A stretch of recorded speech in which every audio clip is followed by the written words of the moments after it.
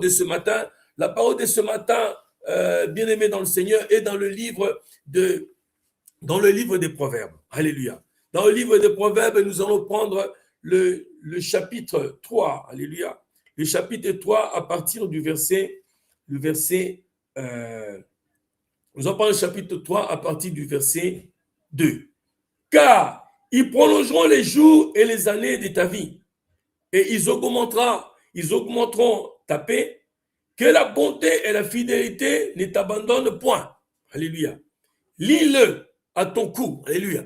Pas lire de lire. Lis-le. C'est-à-dire, tu lis sur ton cou, bien-aimé le Seigneur, la bonté et la fidélité de l'Éternel. Alléluia. Donc, à chaque matin, quand tu te réveilles, tu dois déclarer la bonté et la fidélité de l'Éternel, ainsi que ses compassions, parce que ceux-là ne sont pas à leur terme. Tu dois les lier sur ton cou. Alléluia.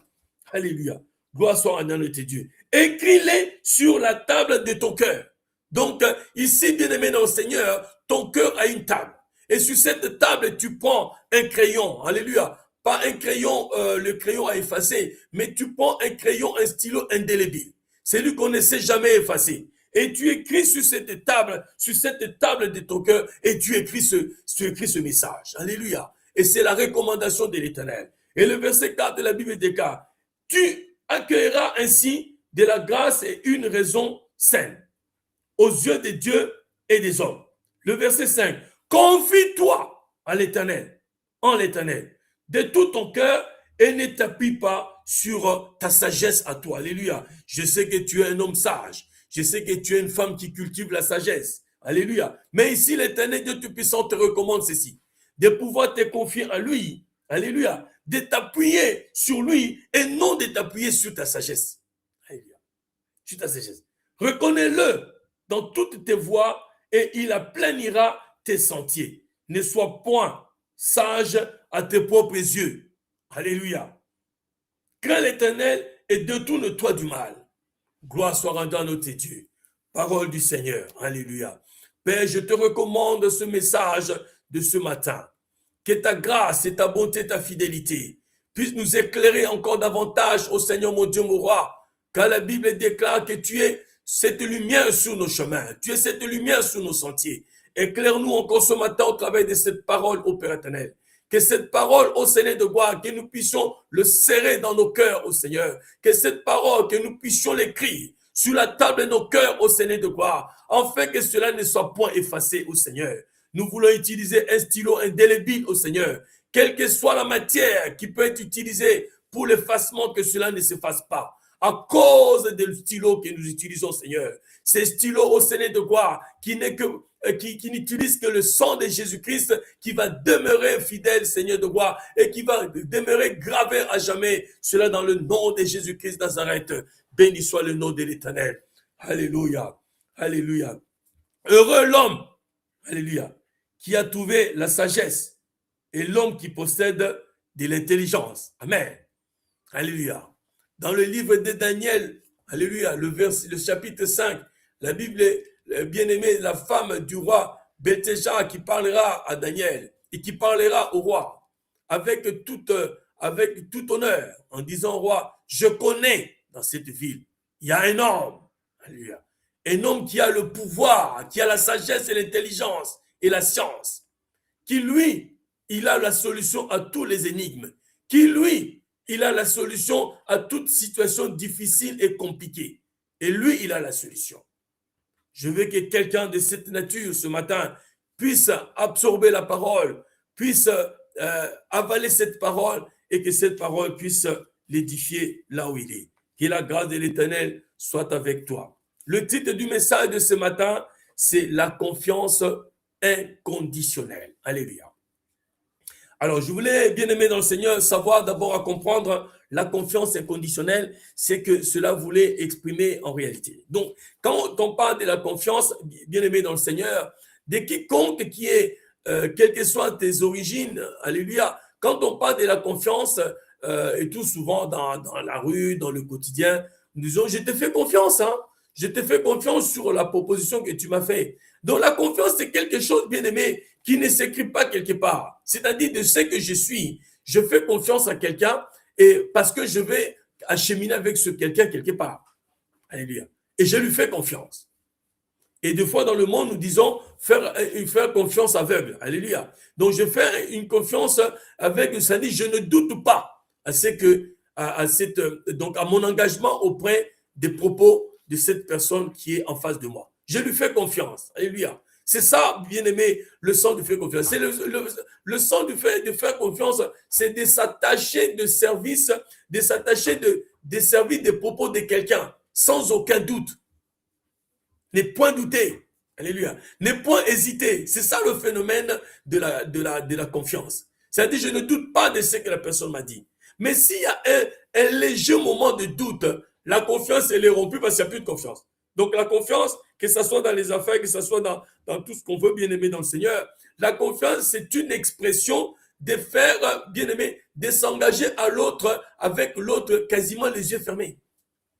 Alléluia. Sans préalable. Alléluia. Sans limitation, c'est ça la confiance. Sans limitation. Alléluia. Maintenant, ici, la confiance que Dieu veut que nous ayons, c'est une confiance, il va rajouter derrière le mot confiance, qui en lui-même déjà est assez garni. Il va rajouter inconditionnel. Une confiance inconditionnelle. C'est-à-dire une confiance qui ne connaîtra pas de rupture. Ça veut dire une confiance qui ne connaîtra pas une oscillation. C'est une confiance qui ne connaîtra pas, bien aimé dans le Seigneur, des hauts et des bas. C'est une confiance. C'est ça la confiance inconditionnelle.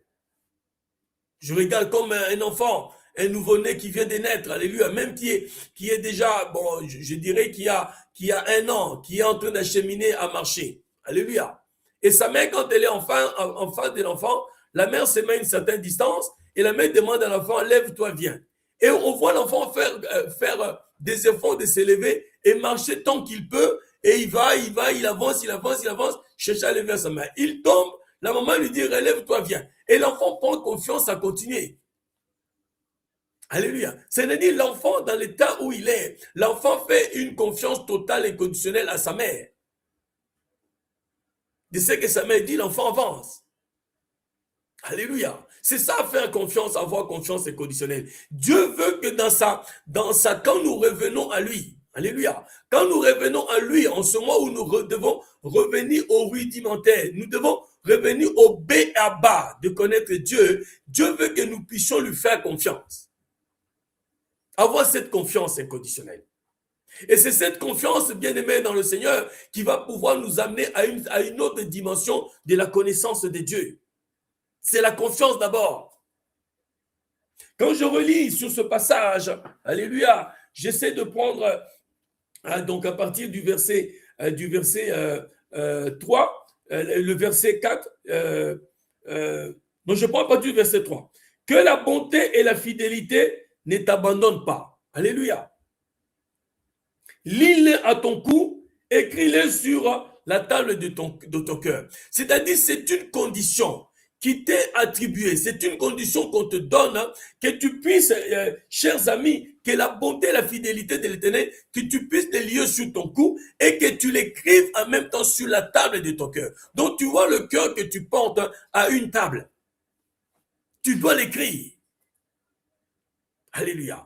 Moi, je dirais même ce qui se passait dans l'époque, parce qu'ils n'avaient pas, à l'époque, il y avait des papyrus, il y avait, voilà, des papiers où l'homme utilisait, mais pour graver quelque chose, que cela puisse rester et demeurer. Ici, quand on dit d'écrire sur la table de ton cœur, on veut tout simplement te dire de graver sur une pierre, une table en pierre qui est dans ton cœur. Tu dois les graver. Et pour les graver sur une table, bien aimée de ton cœur, hein, donc cette table qui est en pierre, je dois prendre un stylo spécifique. Un stylo spécifique. Un stylo, il a quelle nature, bien aimé? C'est un stylo qui est en acier. C'est un stylo qui est en fer et aiguisé. Vous savez que ce stylo en fer aiguisé, où je vais graver pour que cela reste. Parce que si je mets de l'encre normale, l'encre va s'effacer. Alléluia. Je dois graver. Ici, ce qu'on veut nous dire, hein, quand tu lis ça sur ton cou, donc cela reste sur ton cou et tu marches avec la bonté et la fidélité de l'Éternel. Et maintenant, quand je dois l'écrire, je dois le graver, que cela reste sur cette table qui est en pierre, hein, cette table de mon cœur, que cela ne s'éloigne pas. Qu'il pleuve, qu'il neige, qu'il y ait l'obscurité ou la lumière, quand cela est gravé sur cette table en pierre, cela va rester, je le verrai. Qu'on le plonge dans l'eau ou pas, je le verrai. Pourquoi? Parce que cela est gravé. Nul ne peut l'effacer.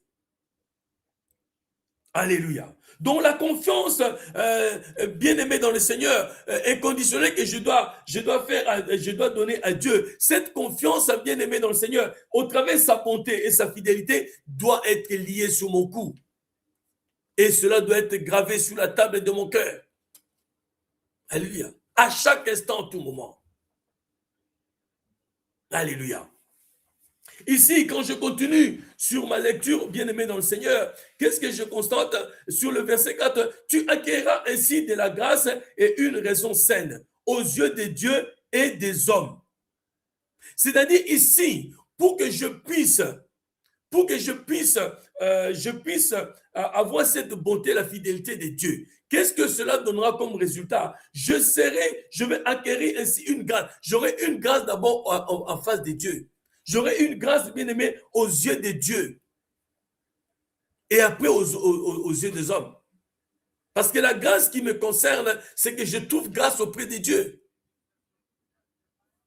À cause que je suis un homme et une femme qui observe la bonté et la fidélité de l'Éternel. C'est lui qui fait confiance et qui donne confiance totale, une confiance inconditionnelle à Dieu. Voilà l'état de cette personne peut être. Alléluia. Et quand je continue sur le verset 5, confie-toi en l'Éternel de tout ton cœur et ne t'appuie pas sur ta sagesse. Ici, bien aimé, souvent, qu'est-ce qui nous arrive? Nous nous appuyons sur notre intelligence. Nous nous appuyons sur la science que nous avons. Nous nous appuyons sur notre sagesse. Je suis un homme sage, je suis une femme sage. Dans telle situation, on va te chercher parce que dans le village, c'est toi qui exprimes la sagesse de tout le village. Mais ici, Dieu te recommande de ne pas t'appuyer, ne pas trouver sous-bassement sur la sagesse humaine. Il veut que tu trouves et que tu puisses t'appuyer, et que tu puisses te confier en l'Éternel, que tu trouves sagesse en Dieu, que tu trouves intelligence et science en Dieu. Comme cela a été l'état de Daniel. Alléluia. Daniel, c'était une personne de même nature que toi. Ne pense pas que le Daniel que nous avons, que nous lisons dans la Bible, il n'existe pas aujourd'hui. Des personnes dans la nature de Daniel existent. Ils existent. Et ces personnes ont juste fait quoi? Ils se sont confiés à l'Éternel d'une manière inconditionnelle et ils se sont abandonnés à lui afin que Dieu puisse les conduire. Alléluia. Car les exploits que Daniel faisait, alléluia, ces exploits où la femme, l'épouse, donc la reine, l'épouse du roi Bétécha, va pouvoir l'affirmer en disant au roi, même ton père Nabuchodonosor connaît les talents de ce que Daniel a. Ce que Daniel a, personne d'autre là ici. Il a l'esprit supérieur, même sur l'art divinatoire. Il a l'esprit supérieur sur les kimboiseurs, sur les magiciens. Il a l'esprit supérieur sur tout, sauf rien. À cause que Daniel s'est confié à l'Éternel. À cause que Daniel faisait confiance à l'Éternel d'une manière inconditionnelle. Alléluia. Il faisait confiance à l'Éternel d'une manière inconditionnelle.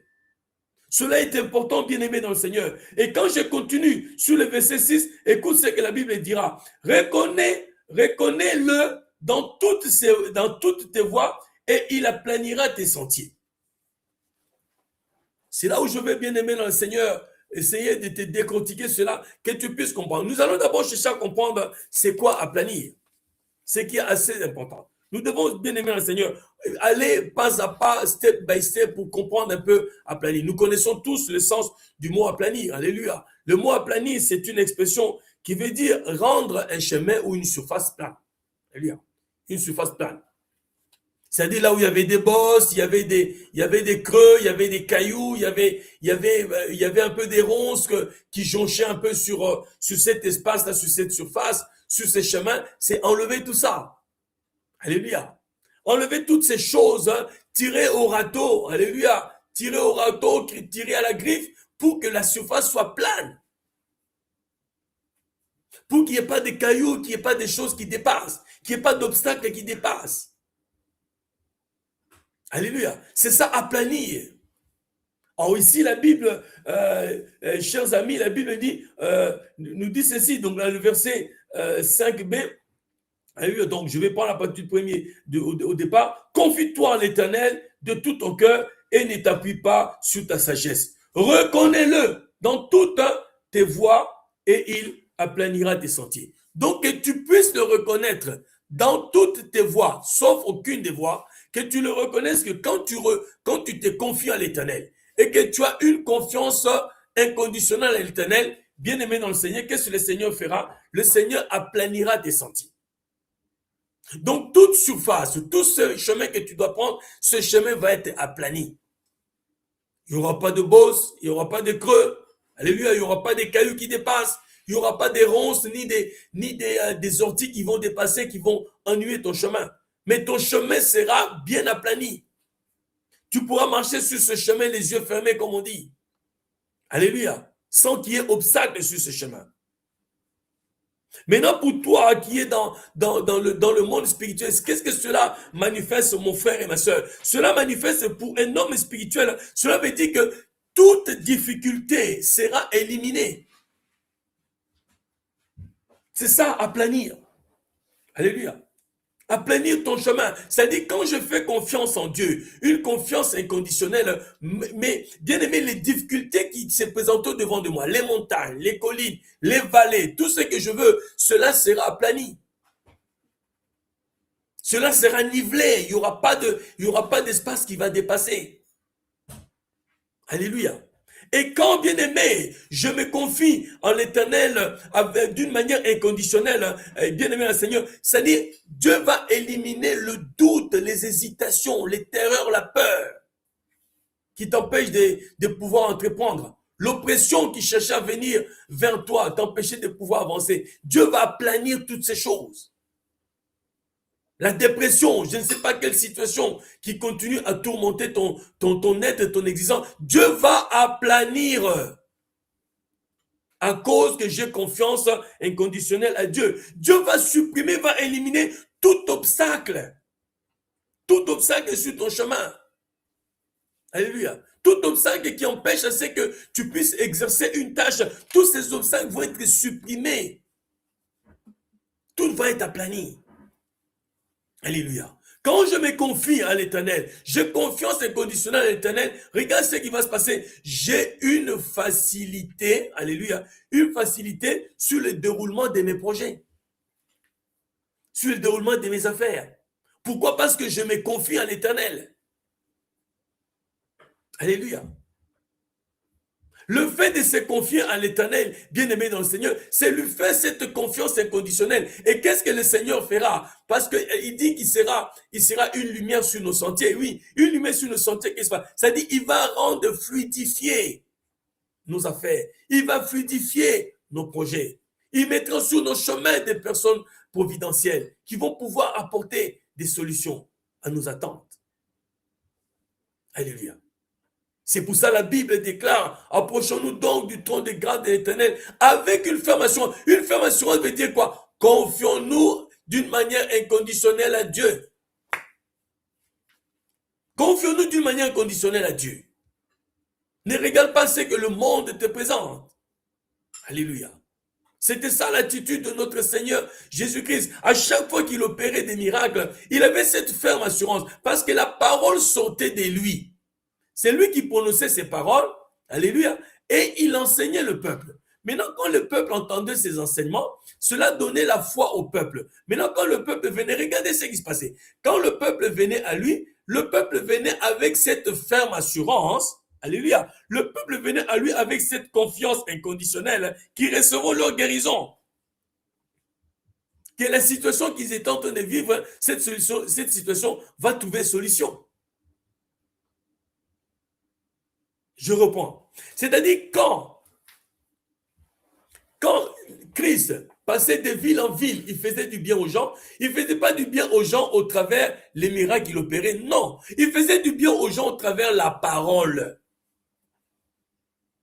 C'est au travers la parole qu'il faisait du bien aux gens.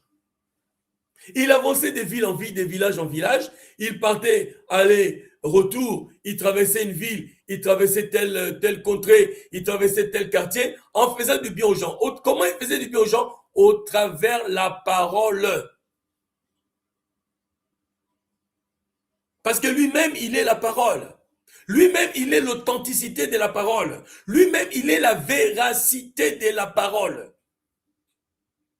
Donc, il faisait du bien aux gens au travers de la parole. Maintenant, quand les gens, ils entendaient la parole, et l'Esprit de Dieu venait en eux, l'Esprit de Dieu créait un vouloir en eux, l'Esprit de Dieu créait un besoin en eux. C'est pour ça que cette parole de Hébreu nous dit, approchons-nous du trône de grâce de l'Éternel, afin que nous soyons secourus. Pas dans nos difficultés, afin que nous soyons secourus. Pas quand nous sommes malades, afin que nous soyons secourus. Quand nous sommes dans les difficultés ou dans des peines, non. Pour que nous soyons secourus dans nos besoins. C'est quand j'ai un besoin, je serai secouru par ce besoin parce que je m'approche du trône de grâce de l'Éternel. Et comment ferais-je pour m'approcher du trône de grâce de l'Éternel si ce n'est qu'avec assurance, si ce n'est que je suis quelqu'un de confiant d'une manière inconditionnelle?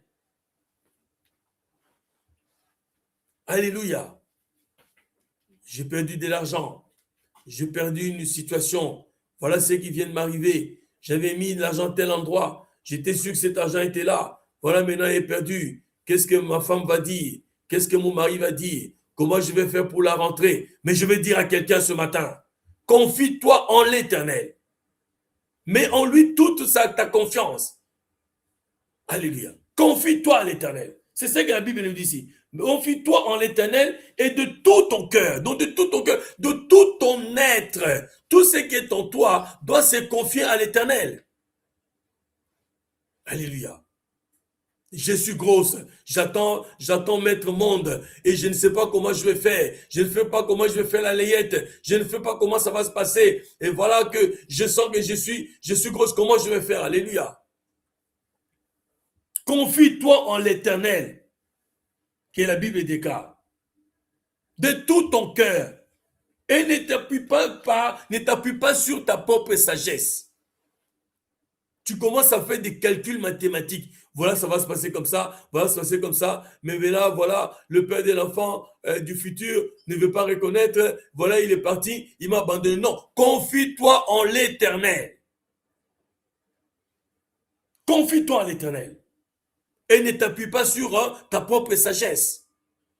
Alléluia. Je vais prendre, bien aimé, toujours dans ce passage, le verset dans Parole de vie. La parole de vie, regarde ce que la parole de vie me dit. Ne t'appuie pas sur ton intelligence. Parole de vie me dit, ne t'appuie pas sur ton intelligence, mais de tout ton cœur, mets ta confiance dans le Seigneur. Reconnais-le dans tout ce que tu fais et il te guidera. Il te guidera pas à pas. J'ai un projet qui se présente, un grand projet, alléluia. Et ce projet doit voir le jour. Tout a été planifié. Je ne sais pas comment ce projet va pouvoir avancer. J'envisage, je fais une formation à Paris, j'habite, je ne sais pas, dans la région centre. Je fais une formation à Paris. Et je ne sais pas s'il faut que je joigne Paris pour aller travailler. Je ne sais pas, il faut que j'aille à Paris pour faire mes business ou je dois rester ici. Je suis perdu. Confie-toi en l'Éternel et ne t'appuie pas sur ta sagesse. Et parole de vie te dit, ne t'appuie pas sur ton intelligence. C'est ton intelligence humaine qui te conduit à la ruine. C'est ton intelligence humaine qui te conduit à la perte. Alléluia. Confie-toi en l'Éternel. Et quand je me confie en l'Éternel, bien-aimé dans le Seigneur, qu'est-ce qui va se passer? Le Seigneur Tout-Puissant, dans sa grandeur, dans sa souveraineté, il va guider, il va ôter les obstacles et les épreuves sur ton chemin.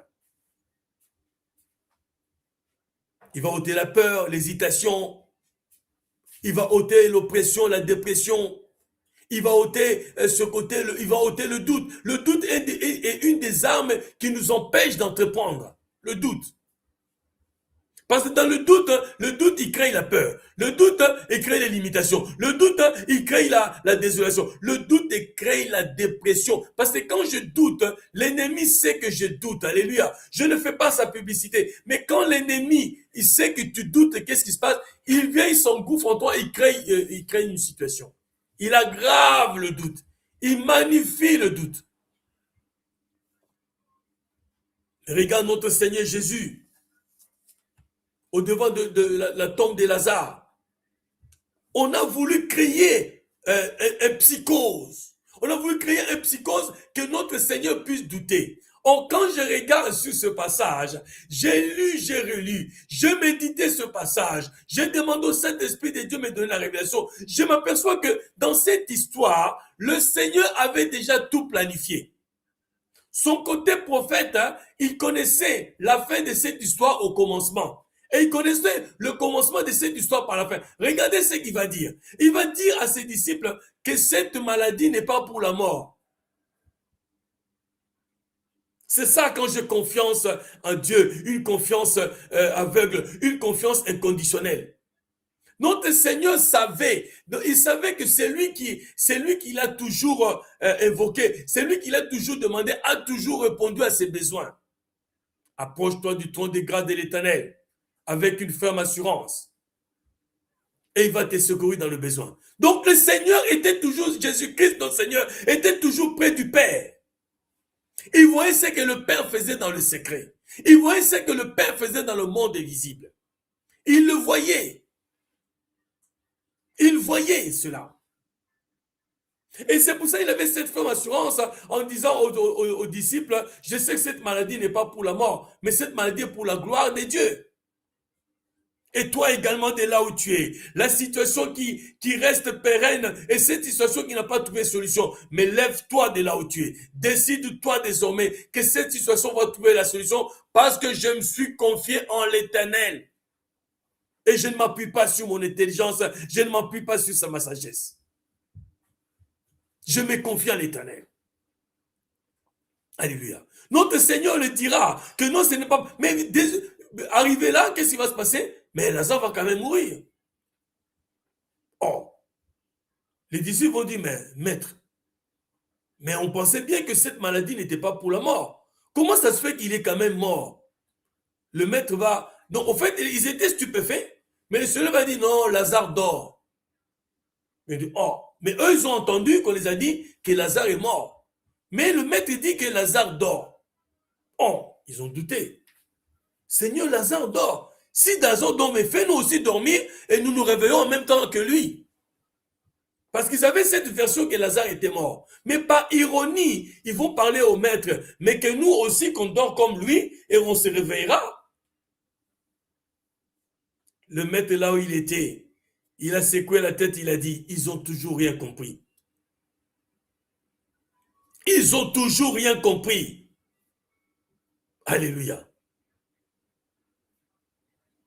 Ils ont toujours rien compris. Et voilà, bien aimé dans le Seigneur, qu'est-ce qui va se passer? Il va leur dire, allons maintenant là où il est. Il va aller jusqu'à la maison de Lazare, là où la famille de Lazare vivait. Voilà que les deux sœurs de Lazare, elles étaient dans la pleine lamentation. Elles étaient désemparées, elles étaient désorientées. Elles croyaient, elles avaient cette foi, mais elles ont perdu la foi en ce moment parce qu'ils ont appelé le Seigneur, parce qu'ils savaient que le Seigneur guérissait les malades. Et maintenant que Lazare est déjà enterré, ça fait 3 jours. Pour eux, pour elles, c'était une situation qui était confuse, c'était fini. Confie-toi en l'Éternel. Ne t'appuie pas sur ton intelligence. Parole de vie te dit, ne t'appuie pas sur ton intelligence. Mais de tout ton cœur, mets ta confiance dans le Seigneur. Reconnais-le dans tout ce que tu fais. Et lui, il te guidera. Alléluia.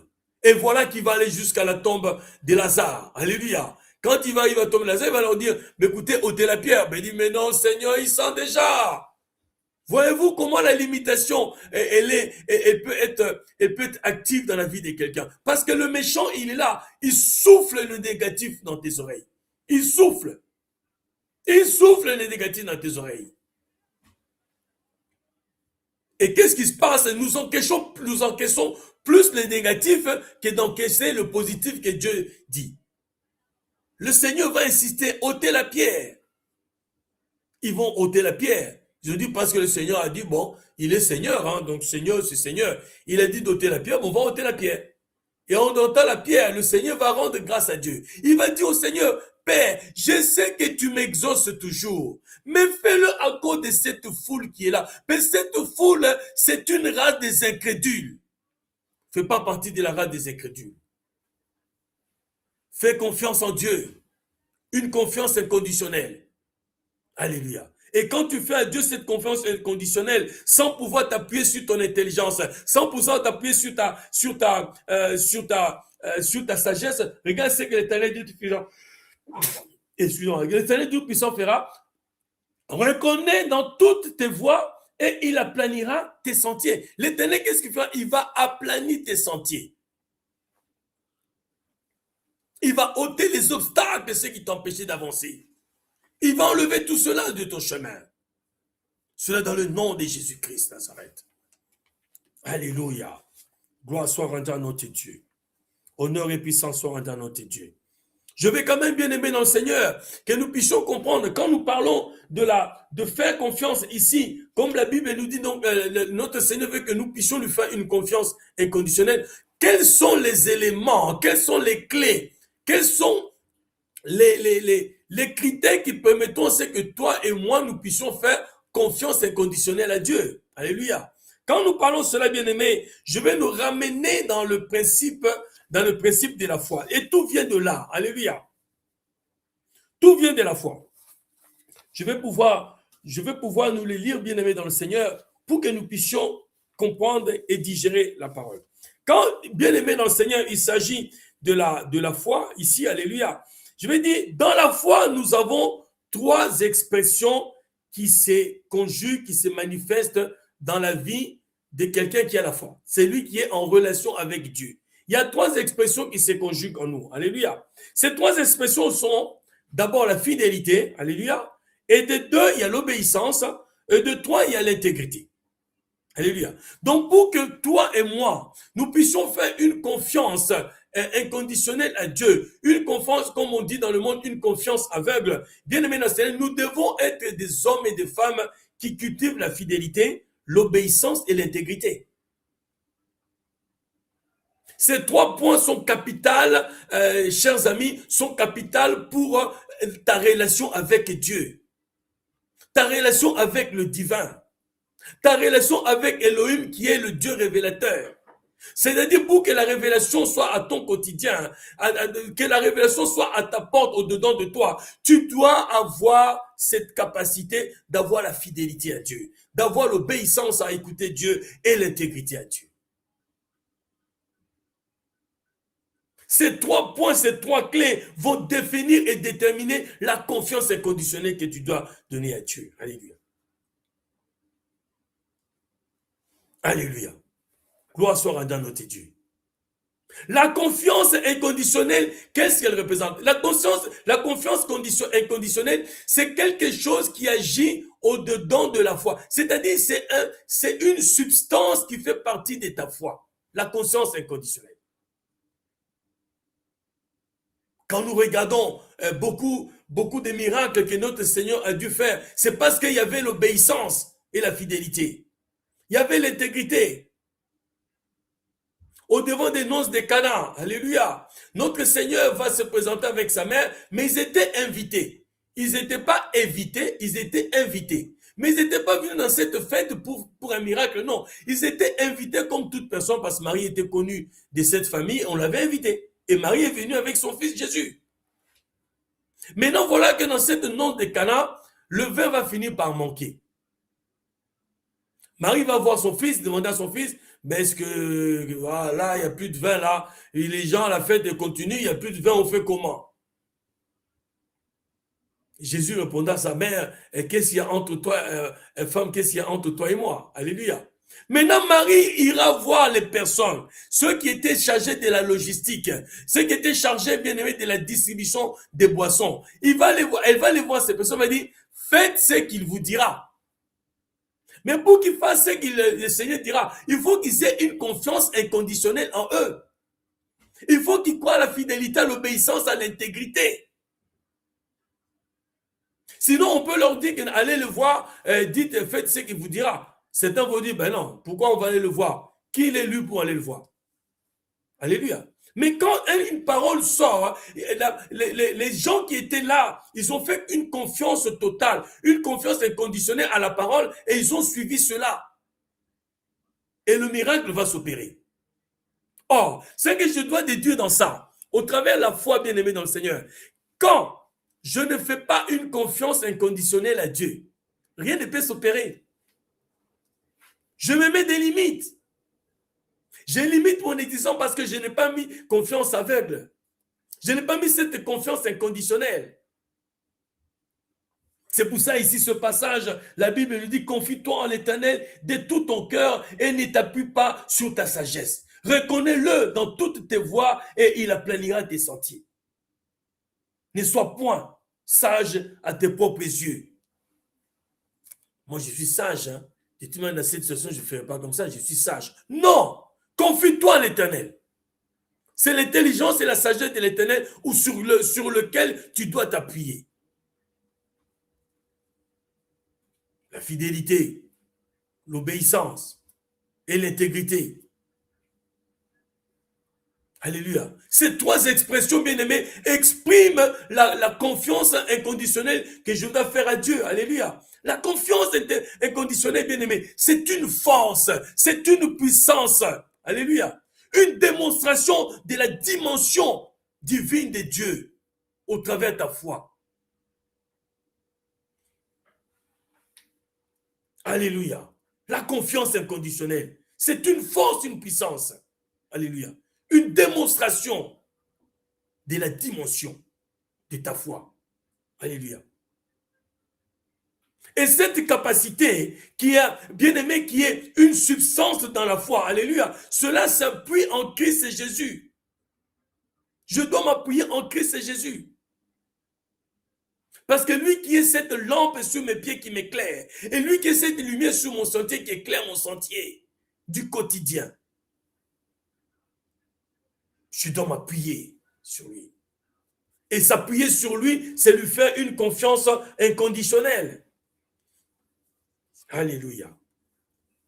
Nous allons aller chercher bien-aimé dans le Seigneur. Dans le livre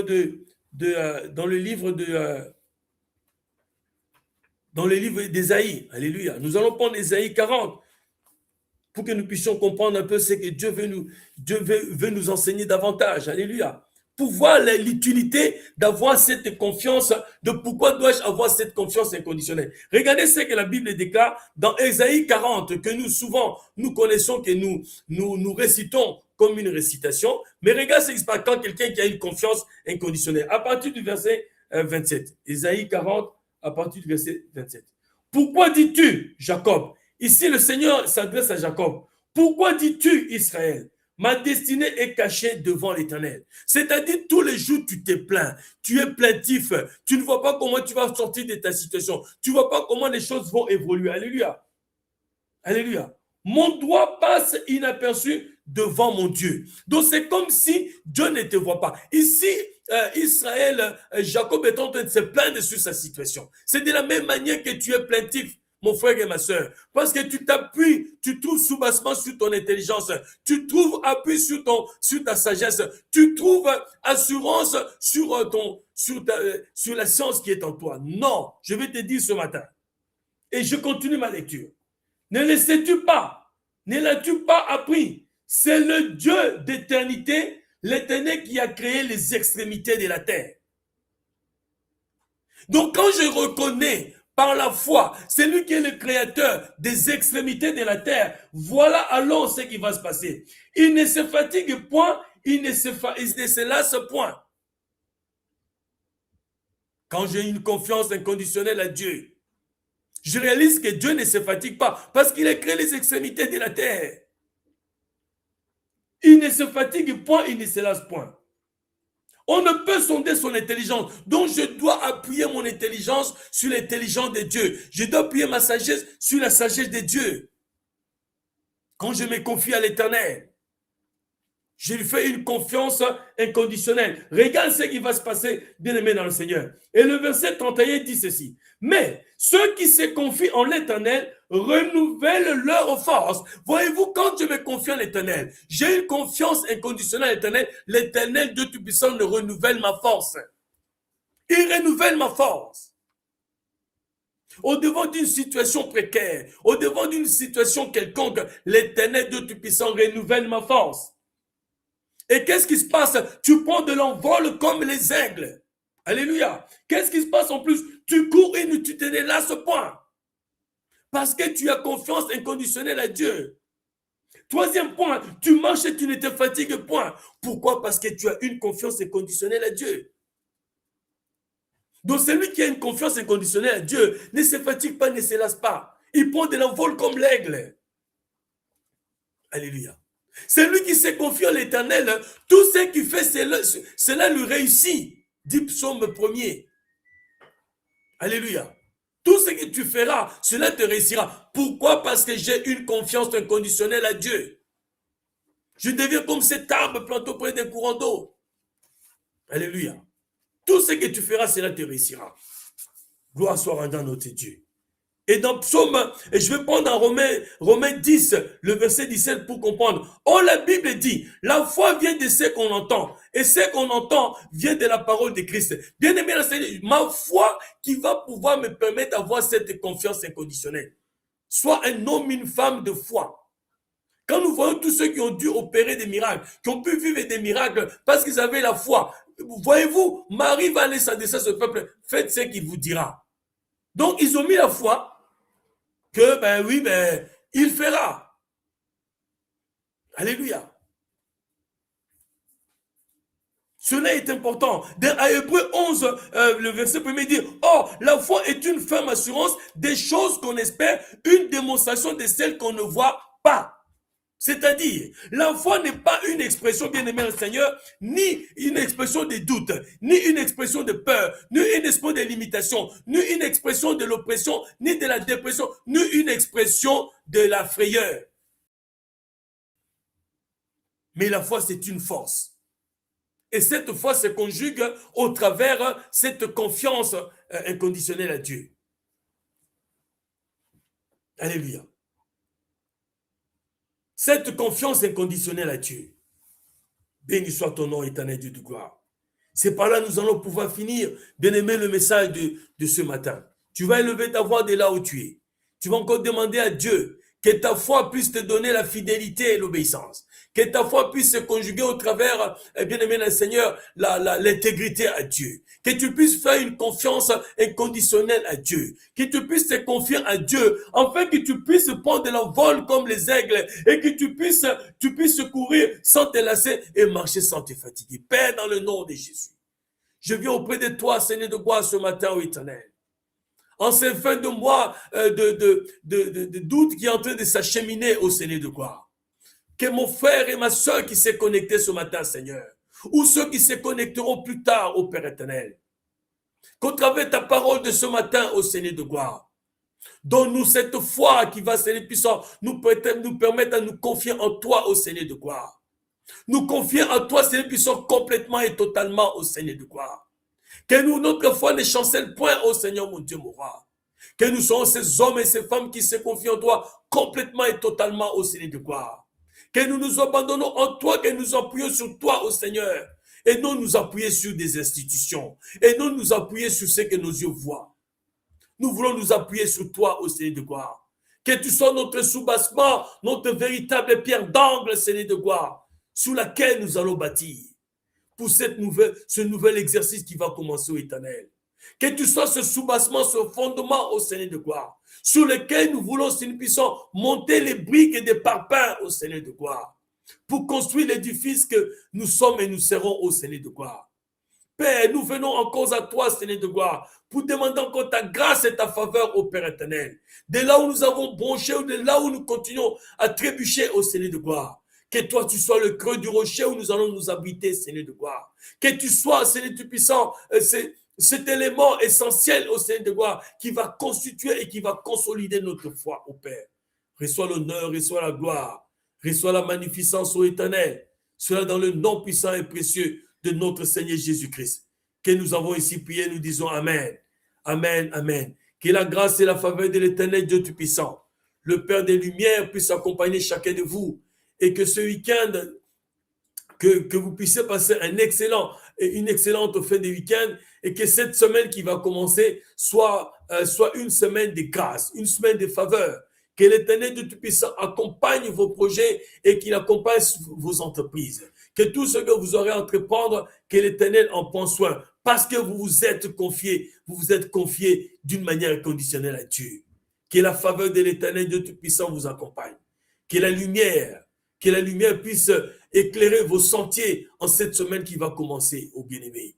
Que la fidélité de l'Éternel soit sur votre parcours. Que la fidélité de l'Éternel soit vos remparts. Que la fidélité de l'Éternel soit votre forteresse. Que la fidélité de l'Éternel vous enracine dans le nom de Jésus-Christ Nazareth. Que la grâce de l'Éternel soit avec vous. Cela dans le nom de Jésus-Christ, nous avons ainsi prié. Et nous disons Amen. Amen, Amen. Passez tous une excellente journée. Passez sur l'autre bord. Au travers de la connaissance de la parole de Dieu, que vous soyez sur l'autre bord et que l'Éternel Dieu Tout-Puissant vous mette au large.